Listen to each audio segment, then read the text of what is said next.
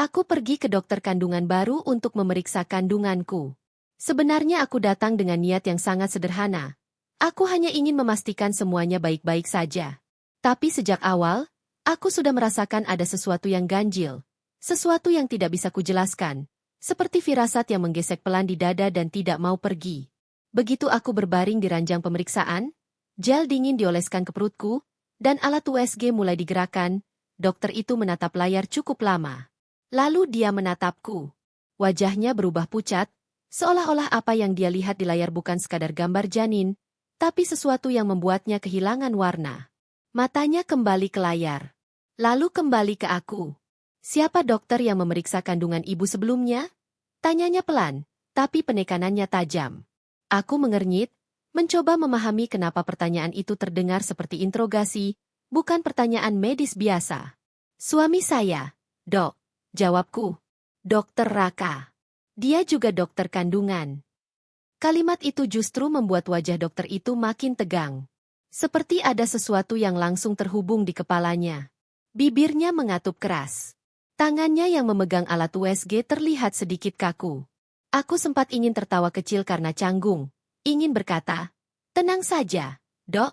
Suami saya memang perfeksionis." Tapi sebelum aku sempat bicara lebih jauh, dokter itu justru berkata dengan nada cepat, menahan panik yang hampir jatuh dari suaranya. "Kita harus melakukan beberapa tes. Sekarang juga." Aku terpaku. "Tes?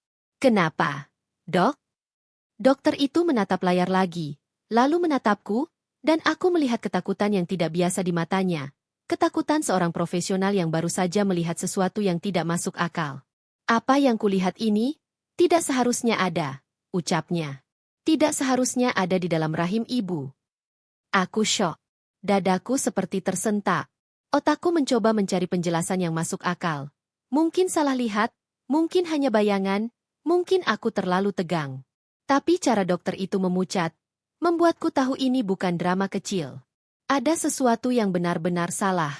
Namun, sebelum ceritanya dimulai, tulis dulu di kolom komentar kalian nonton dari daerah mana saja ya.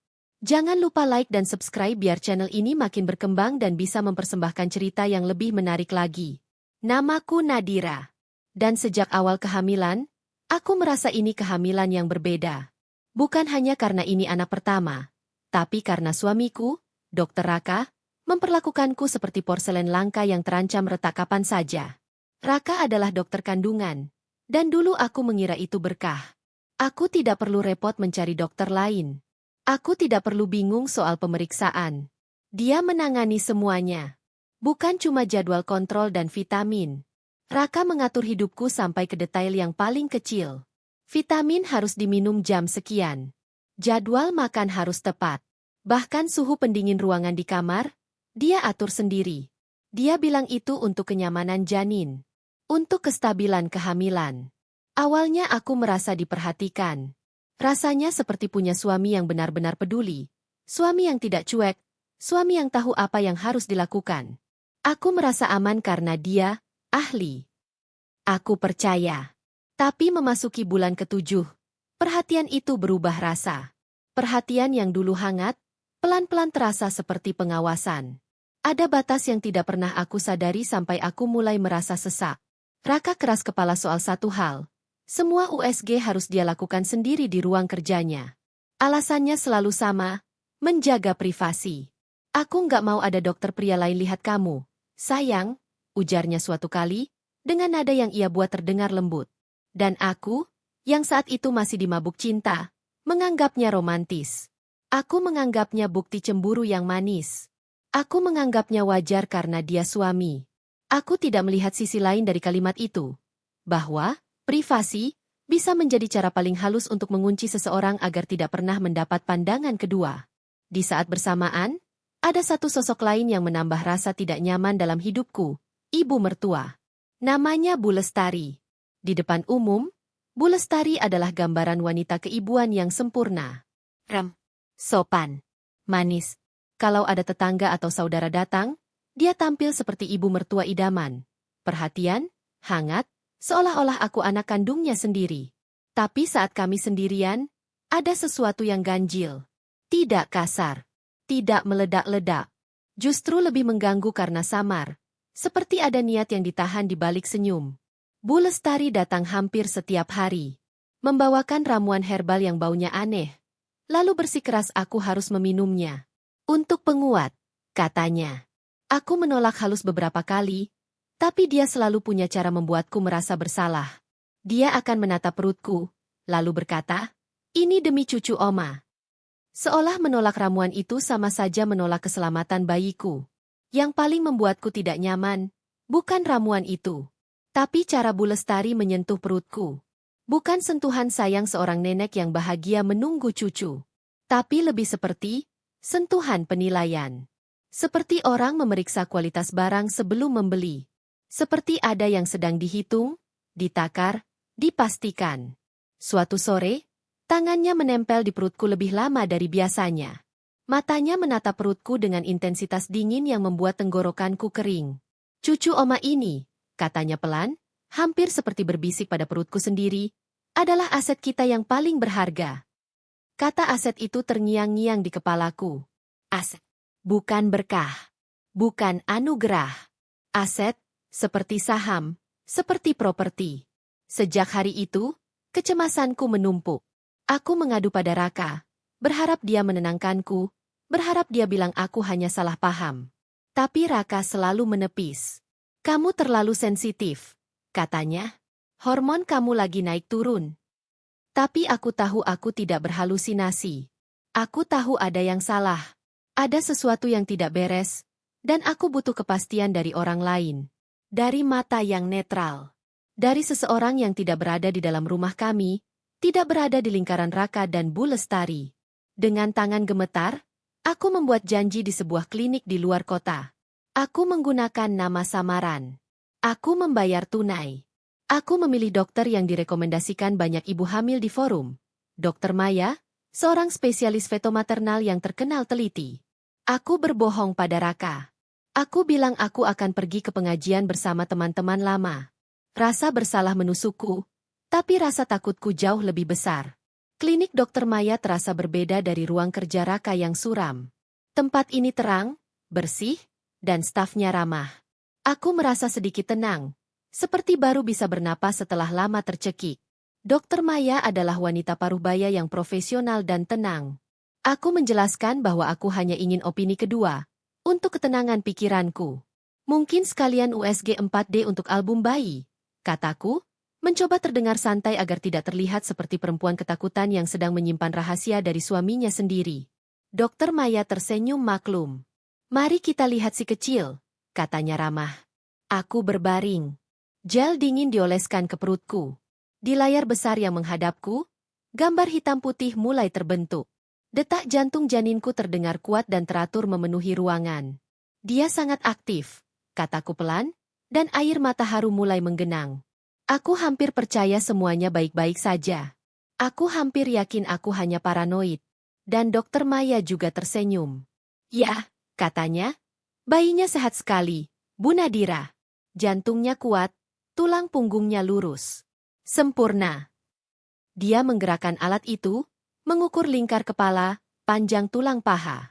Aku mulai rileks menikmati momen itu, tapi di titik inilah, sesuatu mulai berubah. Aku masih berbaring dengan perasaan yang mulai tenang ketika Dokter Maya menggerakkan alat USG sedikit lebih ke samping, menjauh dari gambar wajah kecil bayiku yang sedang meringkuk damai. Awalnya aku tidak menyadari apa-apa. Aku masih tersenyum tipis, masih tenggelam dalam perasaan lega karena mendengar kata sehat dan sempurna. Namun senyum di wajah Dokter Maya perlahan memudar. Tangannya berhenti di satu titik. Dia menggerakkan alat itu kembali, pelan tapi pasti, seolah sedang memastikan sesuatu. Raut wajahnya berubah serius. Alisnya sedikit berkerut. Dia menekan beberapa tombol di mesin USG, memperbesar gambar di layar kecil yang menghadap ke arahnya sendiri. Lalu, dengan gerakan cepat yang membuat jantungku mencelos, dia mematikan layar besar yang menghadapku. Gelap. Aku menelan ludah. "Ada apa, Dok?" tanyaku.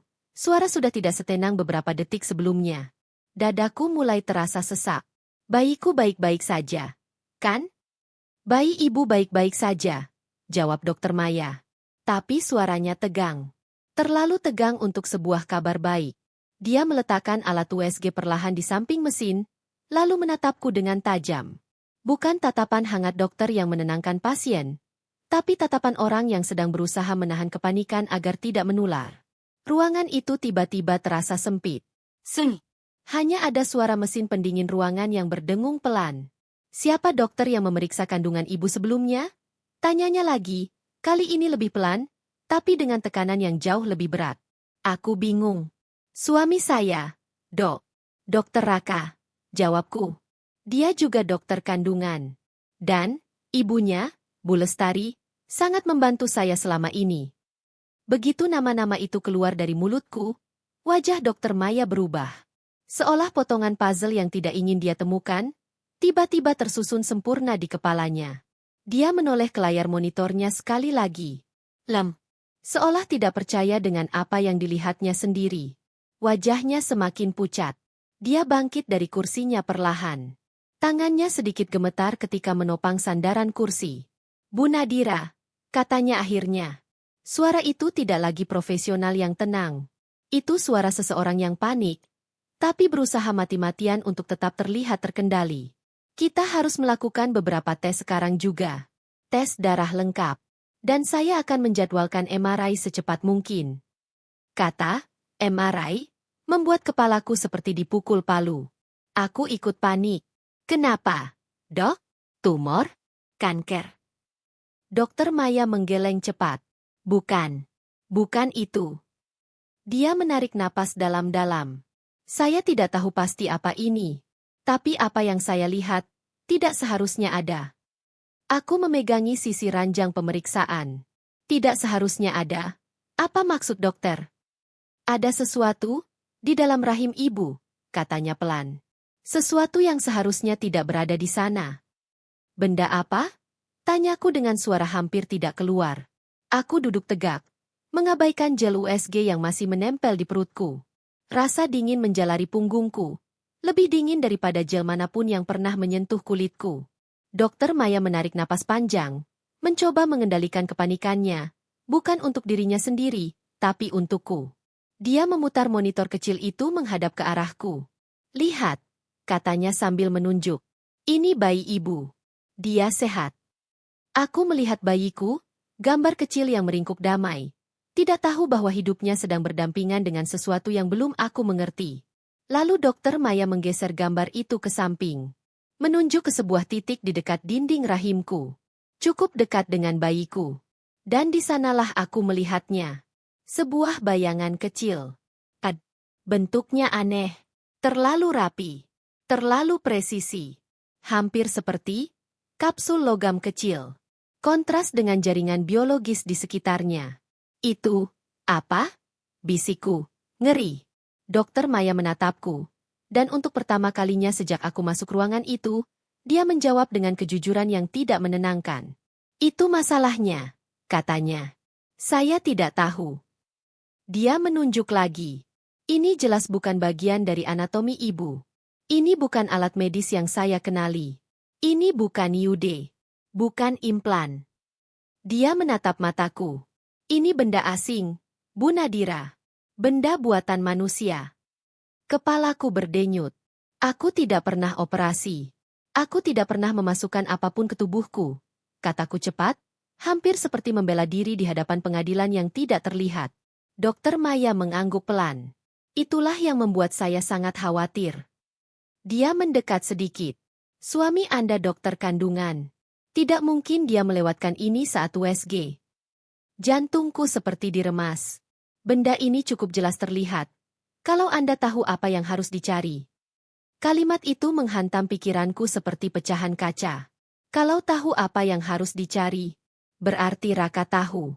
Berarti selama ini dia tahu. Larangan agar aku tidak ke dokter lain. USG yang selalu dia lakukan sendiri. Perhatian berlebihan. Semua itu bukan untuk melindungiku, tapi untuk melindungi benda itu. Dokter Maya mematikan mesin USG. Ruangan terasa semakin dingin. Dia lalu menatapku lurus. Saya butuh sampel darah Anda. Saya ingin memeriksa penanda inflamasi atau kemungkinan ada logam berat yang masuk ke aliran darah.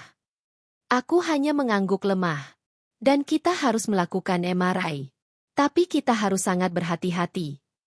Dia mencondongkan tubuh sedikit. Suaranya menurun.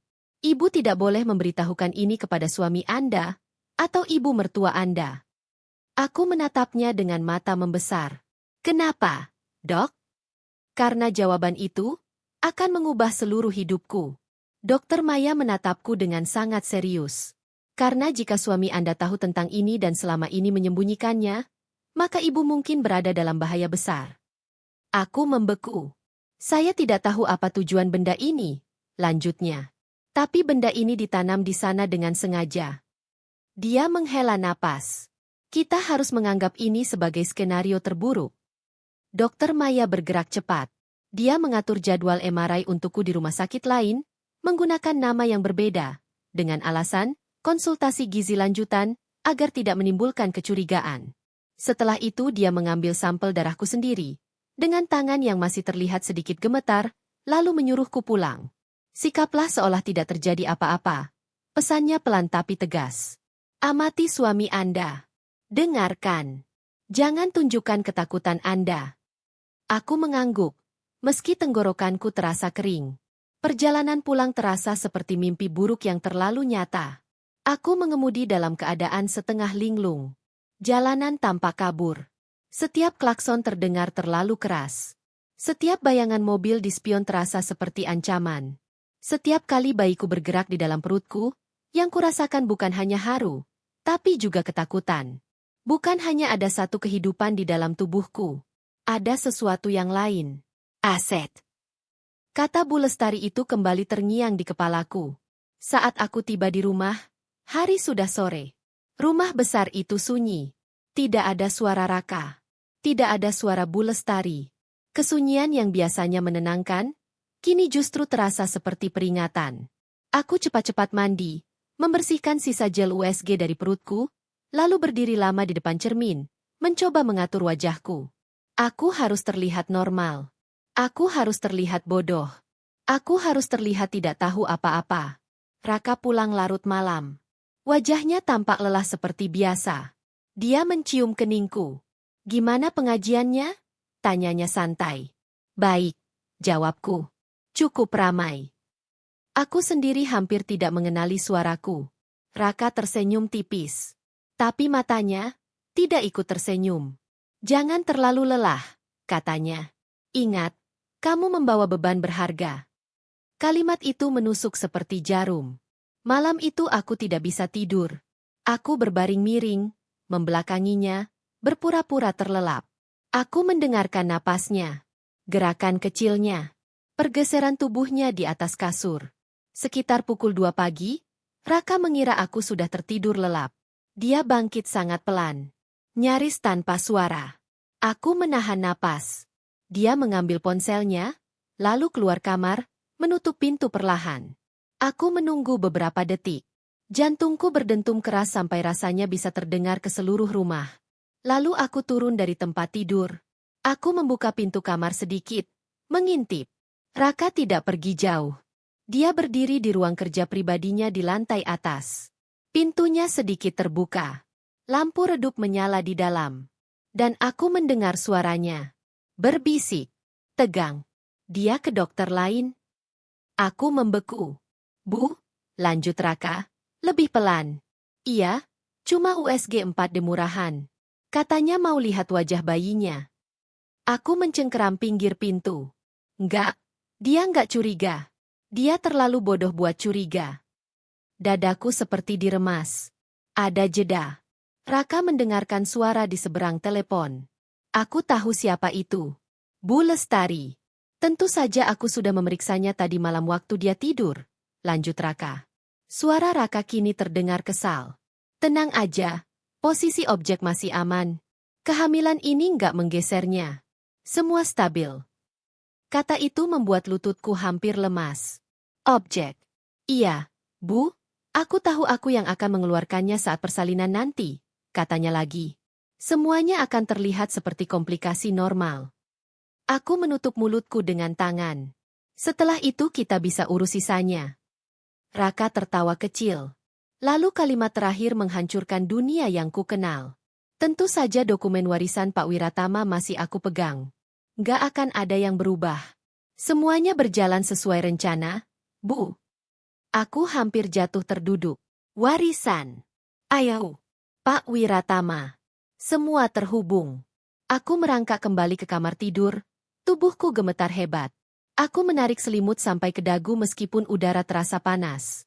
Aku menatap pintu kamar yang tertutup rapat. Di balik pintu itu, suamiku baru saja mengonfirmasi ketakutan terburukku. Dia bukan hanya suami yang memanipulasi. Dia adalah konspirator, pembohong, dan mungkin calon pembunuh. Pagi datang dengan teror baru. Bagaimana aku bisa bersikap normal? Bagaimana aku bisa membiarkan Raka menyentuhku, memberiku vitamin, tersenyum padaku? Tapi aku harus. Karena hidupku dan hidup bayiku bergantung pada itu. Aku tersenyum saat sarapan. Aku menelan vitamin yang diberikannya. Lalu diam-diam memuntahkannya di kamar mandi. Aku harus keluar dari rumah ini. Aku butuh jawaban. Dan satu-satunya orang yang mungkin tahu sesuatu adalah adik dari almarhumah ibuku, Tante Wati. Aku menunggu sampai Raka pergi ke rumah sakit. Dia berpamitan seperti biasa, mencium keningku, berkata akan pulang terlambat karena ada operasi. Aku menahan keinginan untuk menghapus bekas bibirnya dari kulitku. Begitu mobilnya menghilang dari ujung jalan, aku langsung bergerak. Aku tidak berani membawa ponsel utamaku. Aku takut dilacak. Aku hanya mengambil kunci mobil dan melaju menuju rumah Tante Wati, adik dari almarhumah ibuku. Rumahnya berada di pinggiran kota. Kecil, sederhana, dengan taman yang terawat rapi. Sangat berbeda dengan rumah besar dingin yang kutinggali sekarang.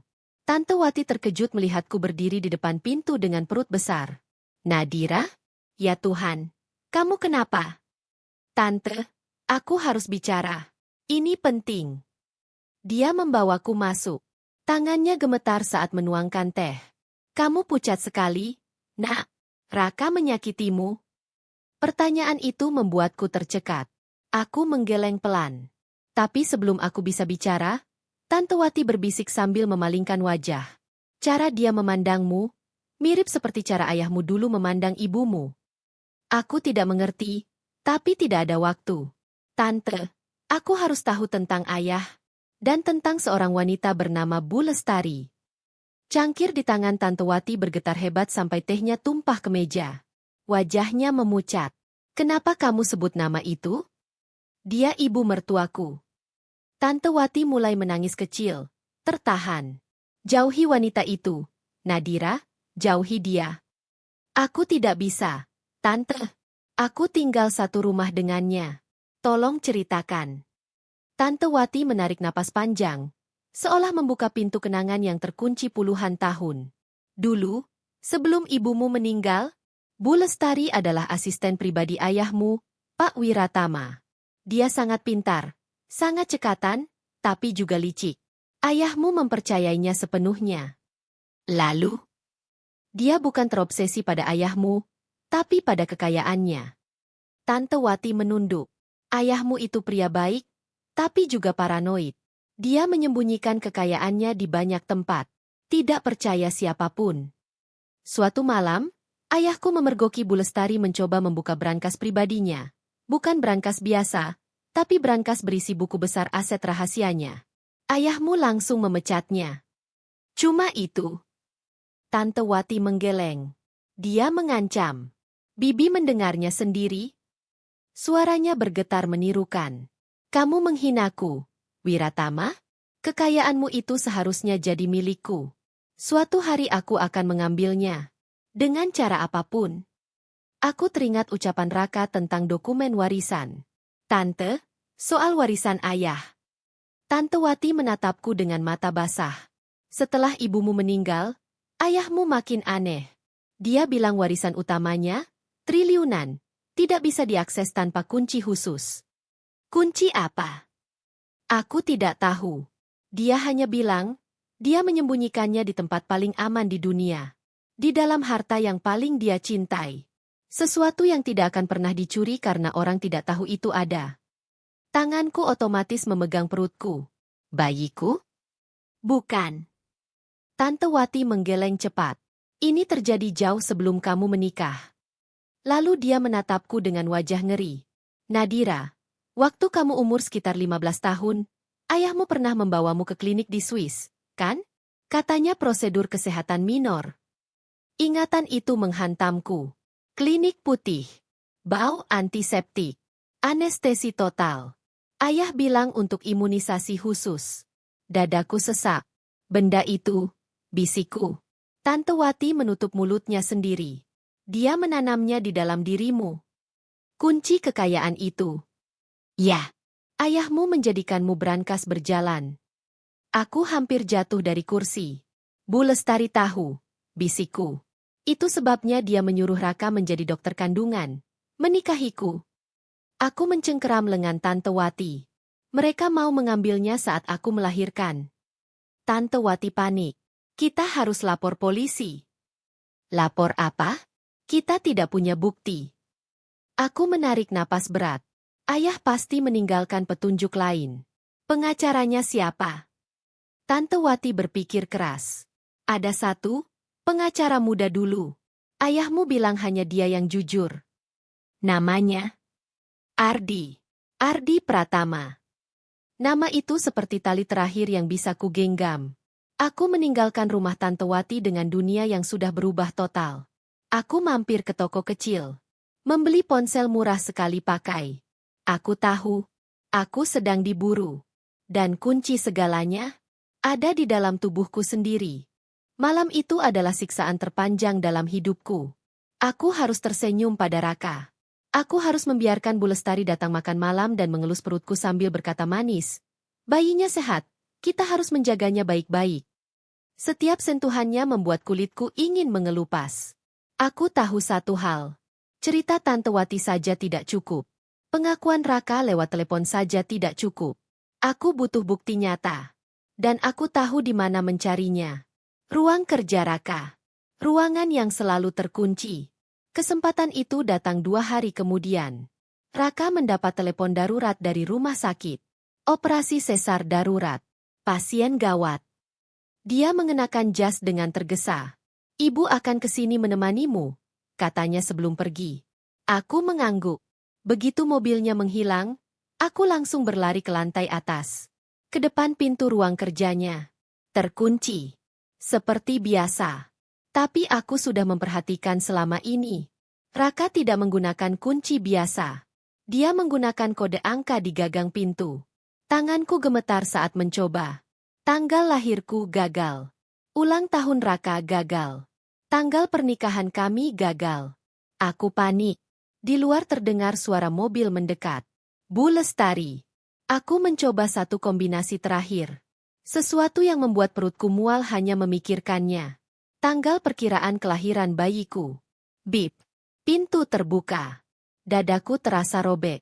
Dia menjadikan anak kami sebagai sandi. Ruangan itu dingin dan rapi. Tidak ada foto. Tidak ada benda pribadi. Hanya kesempurnaan steril seorang dokter dan seorang pembohong. Di dinding, di balik lukisan pemandangan suram, aku tahu ada sesuatu. Aku mengangkat lukisan itu. Brankas digital. Tanganku kembali memasukkan kode yang sama. Tanggal lahir bayiku. Bip. Terbuka. Isinya bukan uang. Bukan emas. Bukan perhiasan. Tapi map-map dokumen tebal berlabel Wiratama. Dan di atasnya, sebuah buku jurnal kulit hitam. Aku menariknya keluar. Tanganku gemetar saat membuka halaman pertama. Ini bukan jurnal biasa. Ini jurnal medis. Tentang aku. Tulisan Raka dingin, rapi, tanpa emosi. Subjek Nadira berhasil didekati. Fase 1 selesai. Menampilkan ketertarikan sesuai prediksi. Halaman berikutnya. Pernikahan dilangsungkan. Akses penuh ke subjek tercapai. Ibu El sangat puas. Aku hampir muntah. Bagian selanjutnya, tentang kehamilanku. Kehamilan berhasil diinduksi setelah 3 kali percobaan. Subjek tidak curiga. Posisi objek diverifikasi melalui USG portable. Tidak ada pergeseran akibat pertumbuhan janin. Aku membalik halaman dengan napas tersengal. Entry terakhir, ditulis beberapa hari lalu. Rencana ekstraksi. Skenario induksi persalinan gagal, seksio sesarea darurat. Klaim, gawat janin, lilitan tali pusat. Anestesi umum penuh digunakan untuk memberi waktu ekstraksi objek.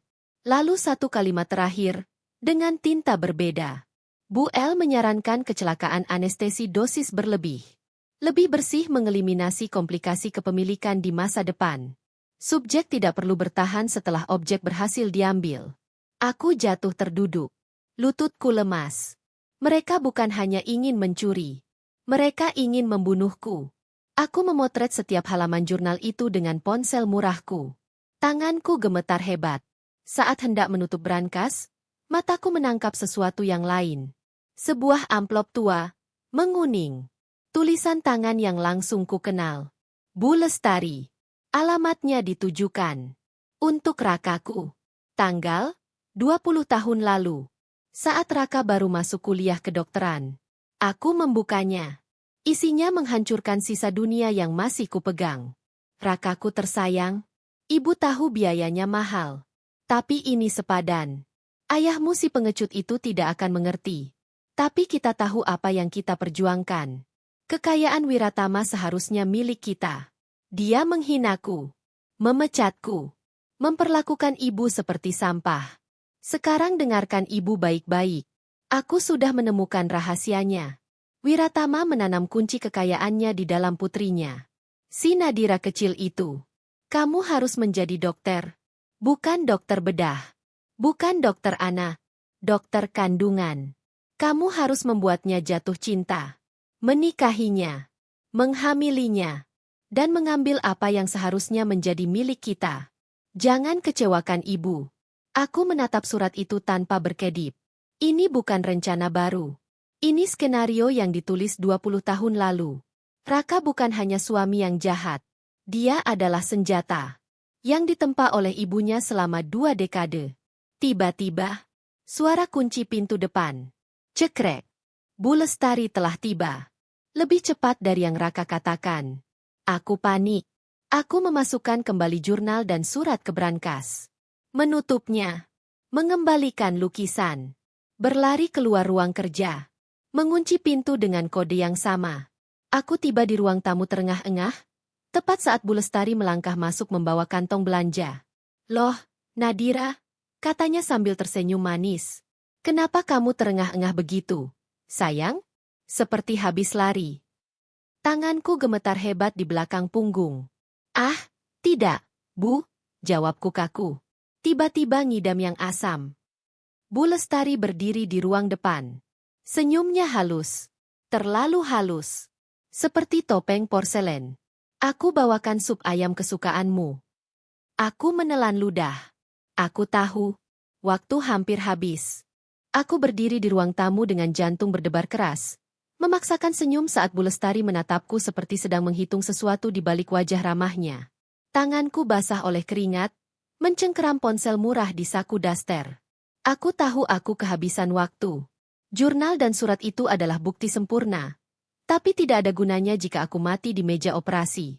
Aku harus keluar dari rumah ini. Tapi bagaimana?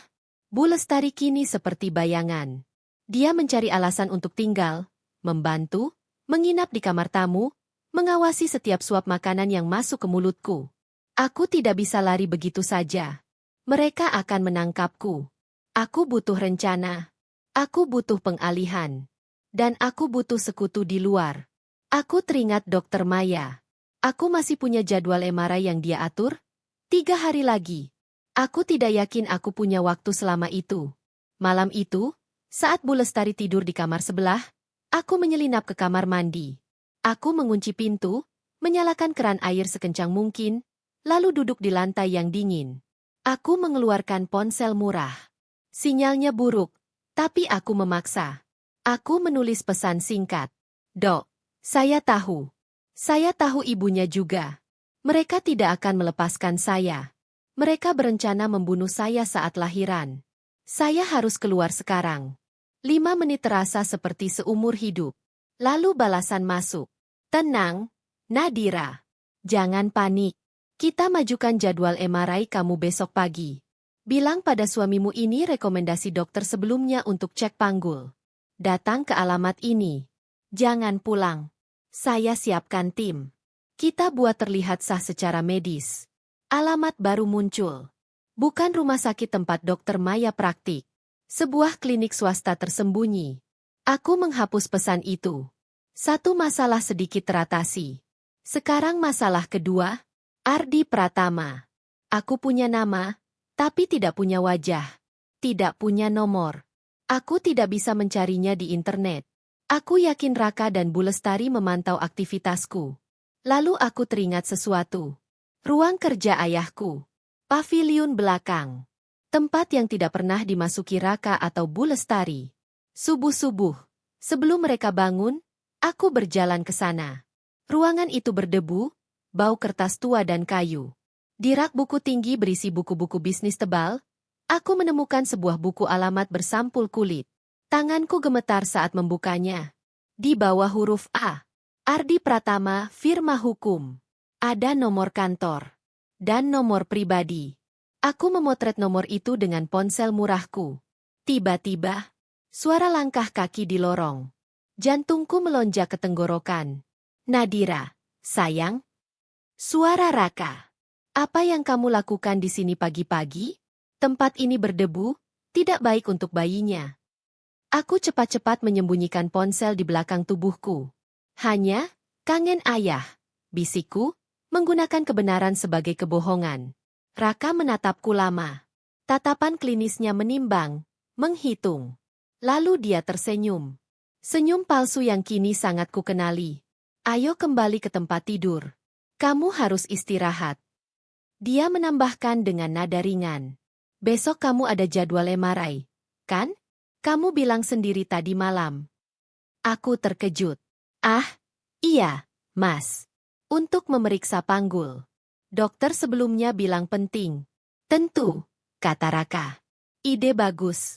Ibu akan mengantarmu. Aku ada operasi penting besok. Darahku serasa membeku. Bu Lestari akan ikut. Itu bencana. Tapi aku mengangguk. Tentu, Mas, tidak apa-apa. Aku harus mengubah rencana. Besok adalah harinya aku kabur. Entah bagaimana caranya. Pagi itu aku bersiap. Bu Lestari sudah menunggu di mobil. Aku masuk kamar mandi untuk terakhir kali. Aku mengeluarkan ponsel murahku. Aku tahu aku hanya punya satu kesempatan. Aku mengirim pesan ke nomor pribadi Ardi. Saya Nadira, putri Pak Wiratama. Hidup saya dalam bahaya. Suami saya Dr. Raka dan ibunya Bu Lestari berencana membunuh saya demi warisan ayah saya. Saya punya buktinya. Saya sedang menuju klinik Medika Jaya di Jalan Anggrek sekarang. Tolong, saya tidak tahu harus kemana lagi. Aku menekan kirim. Lalu mematikan ponsel itu. Aku menyembunyikannya di dalam sepatuku. Perjalanan ke klinik terasa seperti menuju tiang gantungan. Bu Lestari mengoceh tentang betapa bahagianya dia akan segera memiliki cucu. Aku hanya mengangguk. Jantungku berdetak begitu keras sampai aku takut dia bisa mendengarnya. Kami tiba di klinik kecil itu. Sepi. Bu Lestari menatap gedung itu curiga. Kenapa di sini? Kenapa tidak di rumah sakit besar? Ini spesialis MRI untuk ibu hamil, Bu. Lebih aman? Jawabku mengulang alasan Dokter Maya. Kami masuk. Perawat menyambut. Ibu Nadira, silakan ganti baju. Ibu mertua bisa menunggu di sini. Aku ikut, kata Bu Lestari tajam. Maaf, Bu, jawab perawat tegas. Peraturan radiasi. Tidak boleh ada pendamping. Bu Lestari kesal, tapi tidak bisa membantah prosedur medis. Dia duduk di ruang tunggu. Matanya menatap tajam ke arah pintu. Aku masuk ke ruang ganti. Dan di sana, Dokter Maya sudah menungguku. Kamu berhasil, bisiknya. Dia di luar, dia tidak akan membiarkan saya pergi, kataku panik. Kamu tidak akan keluar lewat depan, jawab Dokter Maya. Dia menunjuk pintu kecil di balik lemari. Pintu staf. Mobil sudah menunggu. Kita cuma punya 15 menit. Aku baru melangkah ketika alarm kebakaran berbunyi keras. Asap tipis mulai memenuhi koridor. Teriakan panik terdengar. Pintu ruang ganti didobrak terbuka. Bukan perawat. Bukan petugas. Bu Lestari. Matanya menyala penuh amarah. Mau lari kemana kamu, pengkhianat kecil? Dia pasti menarik alarm itu sendiri. Dokter Maya mencoba menghalangi. Ibu, ini rumah sakit. Bu Lestari mendorongnya ke dinding. Diam. Ini urusan keluargaku. Dia mencengkeram lenganku. Kamu pikir kamu pintar? Kamu tidak akan pernah bisa lari dariku. Raka sudah menunggu di belakang. Kami tahu kamu akan mencoba sesuatu. Semua ini jebakan. Aku diseret menyusuri koridor belakang. Aku mohon. Dia mau membunuh saya. Teriakku. Di pintu keluar belakang, sebuah van hitam menunggu. Raka berdiri di sampingnya. Wajahnya dingin. Tanpa emosi. Di tangannya, kain berbau obat bius. Aku berontak. Mendeng. Menggigit. Tapi mereka terlalu kuat. Raka menekan kain itu ke wajahku. Hentikan. Suara itu tenang. Berwibawa. Raka dan Bu Lestari membeku. Di ujung gang berdiri seorang pria berjas rapi. Di belakangnya dua polisi berseragam. Siapa kamu? Bentak Raka. Pria itu menatap dingin. Saya Ardi Pratama. Pengacara aset almarhum Pak Wiratama. Dan klien saya. Dia menunjuk aku. Bu Lestari tertawa sinis. Omong kosong. Ini istri anak saya. Ardi mengangkat ponselnya. Sayangnya, istri Anda baru saja mengirimkan saya salinan lengkap jurnal medis ini. Dan salinan surat yang Anda tulis 20 tahun lalu, Bu Lestari. Wajah mereka berubah pucat pasi. Dokter Maya muncul di belakang polisi. Wajahnya tegang tapi tegar. Sebagai dokter, Anda tahu apa itu malpraktik, kata Ardi dingin. Tapi sebagai konspirator, Anda baru saja melakukan kesalahan fatal. Anda menuliskan semuanya. Polisi maju. Dokter Raka. Bu Lestari. Anda ditahan atas dugaan percobaan pembunuhan, penculikan, dan konspirasi penipuan. Raka melepaskanku. Dia tahu permainan sudah selesai.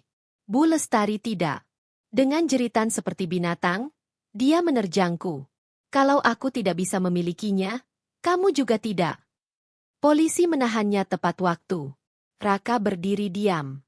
Dikalahkan oleh kesombongannya sendiri. Tubuhku terhuyung. Lututku hampir menyerah. Ardi menangkapku sebelum aku jatuh. Bu Nadira, katanya lembut. Saya Ardi, pengacara ayah Anda. Mulai sekarang Anda aman. Aku menatapnya dengan pandangan kabur. Lalu rasa sakit itu datang. Bukan dari tangan Bu Lestari. Bukan dari teror. Tapi dari dalam perutku. Menyobek. Aku terengah. Dok? Bisikku sambil mencengkeram lengan Dokter Maya. Sepertinya, air ketuban saya pecah. Cairan hangat mengalir di kakiku. Kontraksi menghantam seperti ombak besar. Bayiku akan lahir. Di tengah gang kotor. Di tengah polisi, teriakan, dan borgol. Bu Lestari yang sedang ditarik polisi melihat genangan di kakiku. Matanya yang penuh kebencian berubah menjadi fokus yang mengerikan. Bayinya, kuncinya, jeritnya. Dia akan lahir. Dia meronta dengan kekuatan tidak manusiawi. Raka, ambil bayinya. Ambil kuncinya. Raka tidak bergerak. Dia hanya berdiri kaku. Matanya menatap Ardi. Menatap ponsel berisi jurnalnya sendiri. Sebagai manipulator, dia tahu permainan telah berakhir. Bu Lestari menjerit, meludahi putranya sendiri. Pengecut. Ardi mengangkat tangan. Petugas, bawa mereka pergi. Jauhkan dari sini. Polisi menyeret Bu Lestari yang masih meraung, dan Raka yang berjalan seperti mayat hidup. Saat melewatiku, Bu Lestari menatapku dengan kebencian murni. Ini belum selesai, Nadira. Kamu tidak akan pernah menikmati warisan itu. Dokter Maya berlutut di hadapanku. Mengabaikan kekacauan. Profesionalismenya mengambil alih. Nadira, dengarkan aku. Kamu syok. Dan kamu akan melahirkan. Kontraksimu cepat sekali. Aku menangis. Sakit. Aku tahu, katanya tegas. Stres ekstrim memicunya. Kita tidak bisa melahirkan di sini. Dia menatap klinik kecil di belakang. Dan kita tidak bisa kembali ke sana. Dia menatap Ardi. Kita harus pindahkan dia ke rumah sakit utama. Sekarang. Aku panggil ambulans, kata Ardi. Tidak ada waktu, jawab Dokter Maya. Kontraksinya 2 menit sekali. Ardi berpikir cepat. Kita pakai mobil saya. Itu mobil anti peluru. Peninggalan ayah Anda. Mereka menggendongku masuk ke mobil hitam besar. Dokter Maya duduk di sampingku. Ardi menyetir seperti orang gila. Ke rumah sakit Bunda Sejati. Aku menjerit. Menangis. Aku takut, Dok. Isaku. Bagaimana kalau benda itu menyakiti bayiku? Dokter Maya memegang wajahku. Nadira, kamu sudah melewati neraka. Kamu sudah mengalahkan 2 monster. Sekarang fokus pada bayimu. Serahkan benda itu padaku. Di rumah sakit, tim sudah menunggu. Aku dibawa ke ruang bersalin privat. Monitor dipasang. Detak jantung bayiku kuat. Pembukaan lengkap. Nadira, tubuhmu tahu apa yang harus dilakukan. Dorong sekarang. Aku menjerit. Mendorong. Menangis. Ingin mati. Aku tidak bisa lagi. Kamu bisa. Aku sudah lihat kepalanya. 1 kali lagi. Aku menarik napas. Mengerahkan seluruh sisa hidupku. Dan tangisan itu pecah. Penuh kehidupan. Dia lahir. Aku terkulai. Air mata mengalir. Bayiku. Anak laki-laki. Dokter Maya memotong tali pusat. Perawat membersihkan tubuh kecil itu. Namanya Raffi. Bisikku. Tapi wajah Dokter Maya kembali serius. Bayimu aman. Sekarang kita selesaikan ini. Plasenta keluar. Dokter Maya memeriksa dengan USG portable. Lokasinya tidak berubah. Objek itu tertanam di lapisan otot rahim. Ayahmu sangat teliti. Harus operasi? Tanyaku lemah. Tidak sekarang. Terlalu berisiko pendarahan. Aku hampir lega. Sampai Dokter Maya membeku menatap layar. Tunggu. Ada cahaya kecil. Aku menahan napas. Itu berkedip. Dia memperbesar. Ya Tuhan. Benda itu aktif. Kelahiran bayimu memicunya. Saat itu pintu terbuka. Ardi masuk tergesa. Nadira. Dok. Saya baru dapat telepon dari Bank Sentral Swiss. Wajahnya tegang. Wasiat Pak Wiratama baru saja tereksekusi. Seluruh aset, triliunan dolar. Baru saja ditransfer ke rekening baru. Atas nama Nadira dan keturunannya. Dokter Maya menatap jam. 3 menit lalu. Ya. Tepat saat bayimu lahir. Dia menatap layar USG. Kunci biologis. Aku memeluk Raffi. Bayi kecilku. Bukan hanya anakku. Tapi pembebasku. Dokter Maya menelan ludah. Masih ada masalah. Benda itu masih di dalam. Dan sekarang aktif. Ardi menatap kapsul di layar. Saya rasa. Itu tidak hanya membuka rekening. Aku menatapnya. Maksudnya. Saya rasa, itu sedang merekam. Merekam, segalanya. Prosedur pengangkatan benda itu dilakukan 2 hari setelah aku melahirkan. Bukan operasi besar, tapi tetap harus dilakukan dengan presisi tinggi. Dokter Maya dibantu oleh seorang ahli bedah yang terbiasa menangani benda asing di dalam tubuh manusia. Aku berada di bawah anestesi ringan. Setengah sadar, setengah tidak. Saat aku terbangun, tubuhku terasa lemah, tapi pikiranku jernih. Dokter Maya datang beberapa jam kemudian, bersama Ardi. Di tangannya, sebuah tabung steril kecil. Di dalamnya, terdapat kapsul logam seukuran sebutir beras, sedikit lebih tebal. Warnanya kusam. Dan di salah satu sisinya, sebuah lampu LED biru kecil masih berkedip pelan. Ini, kata Dokter Maya pelan pada Ardi, peninggalan Pak Wiratama. Jenius gila itu. Dia menatapku. Kamu aman, Nadira. Sekarang benda ini, urusan hukum. Ardi menerimanya dengan ekspresi campur aduk antara ngeri dan kagum. Benda itu langsung dibawa ke tim forensik digital terbaik. Dan apa yang mereka temukan melampaui imajinasi siapapun. Kapsul itu adalah alat perekam audio biometrik. Mengambil daya dari panas tubuh dan impuls saraf kecil. Dirancang untuk aktif terus-menerus. Dan telah merekam selama 15 tahun. Sejak hari ayah menanamkannya di tubuhku saat aku berusia 15 tahun. Rekamannya berukuran terabi. Sebagian besar hanya suara biasa. Guru mengajar, obrolan dengan teman, televisi, hujan, langkah kaki. Namun Ardi dan timnya menyaring bagian terpenting. Sejak aku pertama kali bertemu Raka. Di sanalah neraka sesungguhnya terekam. Pengadilan. Persidangan Raka dan Bu Lestari menjadi berita nasional. Pengacara mereka mencoba segalanya. Aku disebut istri tidak stabil. Jurnal disebut catatan fiksi medis. Surat Bu Lestari dianggap luapan emosi lama. Mereka menggambarkan Raka sebagai dokter teladan. Bu Lestari sebagai nenek penyayang. Aku duduk di ruang sidang menggendong bayiku. Di sampingku, Dokter Maya dan Tante Wati. Ardi berdiri bersama jaksa. Yang mulia, kata pengacara Raka. Tidak ada bukti nyata klien kami berniat membunuh. Jaksa tersenyum tipis. Kami punya satu barang bukti terakhir. Barang bukti A. Sebuah drive diserahkan. Barang bukti ini diambil dari rahim korban sendiri. Ruang sidang gempar. Keberatan ditolak. Audio pertama diputar. Suara aku dan Raka bertengkar ringan soal cat kamar bayi. Rekamannya jernih. Lalu jaksa berkata, sekarang rekaman tanggal 14 Oktober, pukul 2, dari ruang kerja terdakwa. Suara Raka terdengar jelas. Dia ke dokter lain. Bu, cuma USG 4 demurahan? Posisi objek masih aman? Aku yang akan mengeluarkannya saat persalinan. Wajah Raka jatuh. Lalu rekaman Bu Lestari. Rencana kecelakaan anestesi itu paling bersih.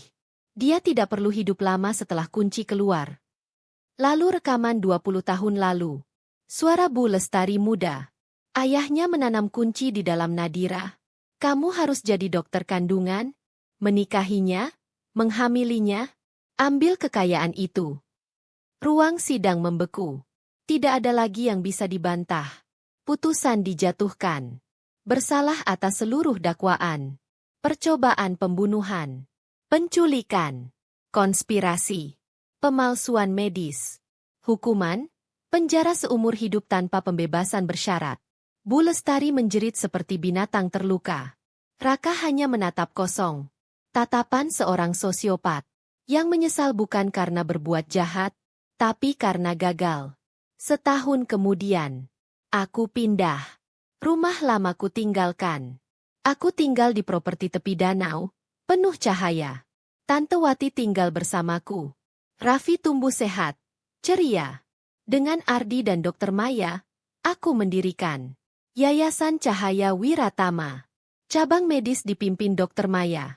Membantu perempuan korban manipulasi medis dan kekerasan tersembunyi. Cabang hukum dipimpin Ardi. Mengejar predator berkedok cinta. Aku bukan lagi korban. Aku menjadi suara. Kunjungan. Aku meminta Ardi mengatur kunjungan ke penjara super maksimum. Di balik kaca tebal, mereka duduk. Bu Lestari, tua, kusut, penuh kebencian. Raka, kurus, kosong, rusak. Ardi berbicara dulu. Seluruh aset kalian telah disita. Bu Lestari berharap. Lalu Ardi melanjutkan. Dan semuanya disumbangkan ke Yayasan Cahaya Wiratama. Dana, Lestari Raka, untuk korban penipuan medis. Wajah Bu Lestari pecah. Aku mengangkat foto Raffi. Ini asetku yang paling berharga. Kamu tidak akan pernah menyentuhnya. Aku menatap Raka. Kamu bukan gagal karena ayahku. Kamu gagal karena mengkhianati sumpahmu sendiri sebagai dokter. Aku berdiri. Tidak menoleh. Di luar, matahari bersinar. Aku masuk mobil. Raffi tertidur di kursi belakang, dijaga Tante Wati. Aku tersenyum. Aku bebas. Aku kuat. Aku aman. Dan hidup baruku baru saja dimulai.